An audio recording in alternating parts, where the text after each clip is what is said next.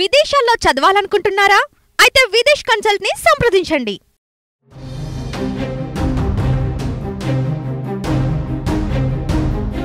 తెలంగాణ సర్కార్ యువత కోసం మరో కొత్త పథకానికి శ్రీకారం చుట్టింది.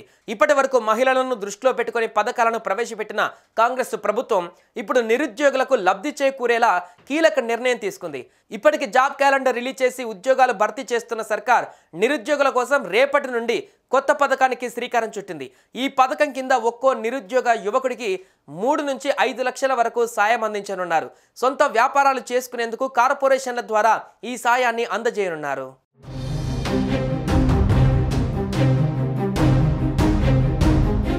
తెలంగాణ ప్రభుత్వం అన్ని వర్గాల సంక్షేమం కోసం అనేక పథకాలు అమలు చేస్తోంది. రైతులు, మహిళలు, చేనేతలు, చేతి వృత్తుల వారు ఇలా అన్ని రంగాలకు చెందిన ప్రజలని ఆదుకునేందుకు కొత్త పథకాలు ప్రారంభిస్తోంది. తాజాగా తెలంగాణలోని నిరుద్యోగ యువతకు రేవంత్ సర్కార్ గుడ్ న్యూస్ చెప్పింది. నిరుద్యోగ యువత ఉపాధి కోసం కొత్త పథకం ప్రారంభిస్తున్నట్లు ప్రభుత్వం చెబుతోంది. రాజీవ్ యువ వికాసం పేరుతో ఈ పథకాన్ని తీసుకువస్తున్నట్లు చెప్పారు.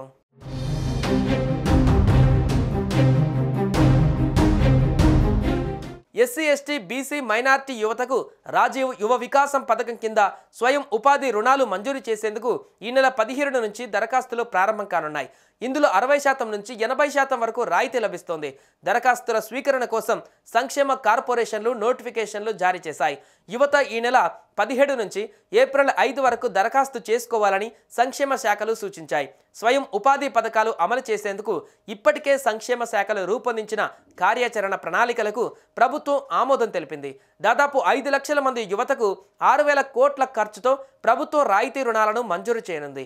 ఈ పథకం అర్హతలు, ఎంపిక విధానం వివరాలని ఈ వెబ్సైట్ పోర్టల్లో పొందుపరిచారు. ఈ పథకం కోసం online beneficiary management and monitoring system OBMMS పోర్టల్లో దరఖాస్తు చేసుకోవాల్సి ఉంటుంది. ఏప్రిల్ 5వ తేదీ వరకు దరఖాస్తు చేసుకోవచ్చు.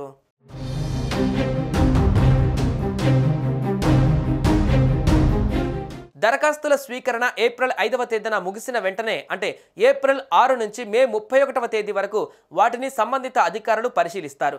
వాటిని వడబోస్తారు. అనంతరం లబ్ధిదారుల జాబితాను విడుదల చేస్తారు. ఈ స్కీమ్కి ఎంపికైన లబ్ధిదారులకు రాష్ట్ర ఆవిర్భావ దినోత్సవం రోజైన జూన్ 2వ తేదీన రుణ మంజూరు పత్రాలు ప్రభుత్వం అందజేస్తుంది. దీనికోసం మండల స్థాయిలో అధికారుల కమిటీని ఏర్పాటు చేయనుంది. ఏ జిల్లాకు సంబంధించిన లబ్ధిదారుల ఎంపిక ప్రక్రియ ఆ జిల్లా కలెక్టర్ పర్యవేక్షణ కొనసాగుతుంది. లబ్ధిదారుల తుది జాబితాను ప్రకటిస్తుంది.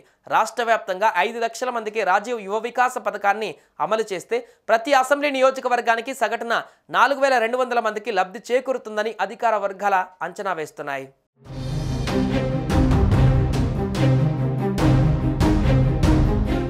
రాజీవ్ యువ వికాసం పథకంలో కేటగిరీ 1, 2, 3 వారీగా రుణాలు ఖరారు చేయాలని ప్రభుత్వం నిర్ణయించింది. కేటగిరీ 1 కింద 1,00,000 వరకు రుణాలు ఇస్తారు.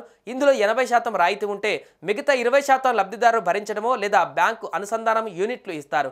ఇక కేటగిరీ 2 కింద 1,00,000 నుంచి 2,00,000 వరకు రుణాలు ఇవ్వాలని సర్కార్ నిర్ణయించింది.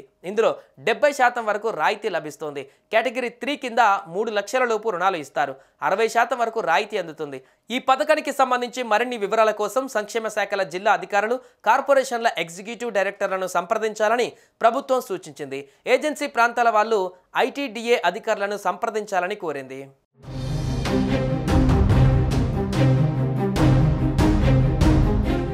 సుమన్ టీవీలో మీ పర్సనల్ అండ్ బిజినెస్ ప్రమోషన్స్ కోసం కింది నెంబర్కి కాంటాక్ట్ చేయండి.